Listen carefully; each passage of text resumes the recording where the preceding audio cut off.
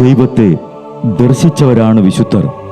ആ വിശുദ്ധരോടൊപ്പം മാലാഖമാരുമായി സ്വർഗീയ ആനന്ദത്തിൽ ആയിരിക്കുന്ന ഞങ്ങളുടെ വാത്സല്യനിധിയായ അമ്മ ത്രേസ്യാളിൻ്റെയും പ്രിയ സഹോദരങ്ങളായ മണിദാസിൻ്റെയും ബ്രൈറ്റിൻ്റെയും പാവന സ്മരണയ്ക്ക് മുൻപിൽ ബ്രൈറ്റ് ഗ്രൂപ്പ് ഓഫ് അക്കാഡമീസ് പ്രാർത്ഥനാപൂർവം സമർപ്പിക്കുന്നു ഇന്നത്തെ വിശുദ്ധർ. അവതരണം അനിൽ കുഴിഞ്ഞകാല. ആശയം മുത്തയ്യൻ ആൻഡ് സെലിൻ പ്രിയ.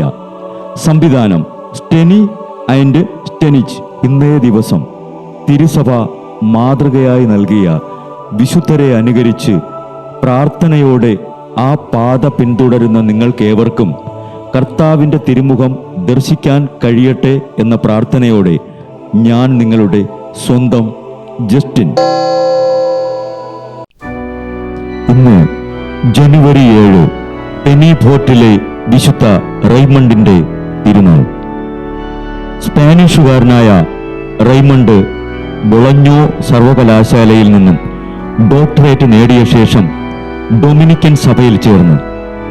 ബാഴ്സലോണയിൽ 6 വർഷം പഠിച്ച ശേഷം വിശുദ്ധ പീറ്റർ നൊളോസ്കോയോട് ചേർന്ന് ദൈവമാതാവിൻ്റെ വീണ്ടെടുപ്പ് സന്യാസ സഭയിൽ ചേർന്ന് അടിമകളുടെ മോചനത്തിനായി പ്രവർത്തിക്കാൻ തുടങ്ങി. ഫാദർ റൈമണ്ടിന്റെ ഈ പ്രവർത്തനം ആരഗണിലെ ജെയിംസ് രാജാവിനെ പാപമാർഗത്തിൽ നിന്നും പിന്തിരിപ്പിക്കാൻ സഹായകമായി.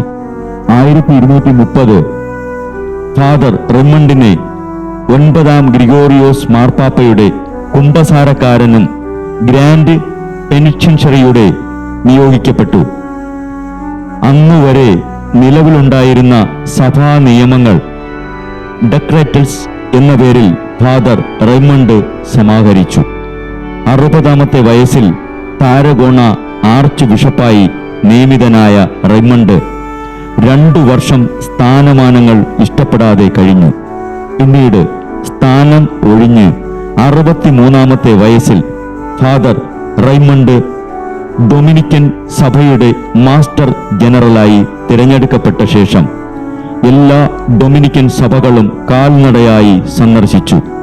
65-ാമത്തെ വയസ്സിൽ മാസ്റ്റർ ജനറൽ സ്ഥാനം രാജിവെച്ച ശേഷം സാരസന്മാരുടെ ഇടയിൽ സുവിശേഷം പ്രസംഗിച്ച് 18 കൊല്ലം കൊണ്ട് 10,000 പേരെ സ്നാനപ്പെടുത്തി. 100-ാമത്തെ വയസ്സിൽ ആ പുണ്യാത്മാവ് ഈ ലോകം വിട്ട് യാത്രയായി. ശാരീരിക അടിമത്തത്തെക്കാൾ നീചമാണ് പാപത്തിലുള്ള അടിമത്തം എന്ന വിശുദ്ധ റൈമണ്ടിന്റെ ഈ വാക്കുകൾ അനുസരിച്ച് നമുക്കും പാപത്തിൽ നിന്നും മോചിതരായി എപ്പോഴും പ്രാർത്ഥനയോടും ഒരുക്കത്തോടും ആയിരിക്കാൻ വിശുദ്ധ റൈമണ്ടെ ഞങ്ങൾക്കു വേണ്ടി അപേക്ഷിക്കണമേ.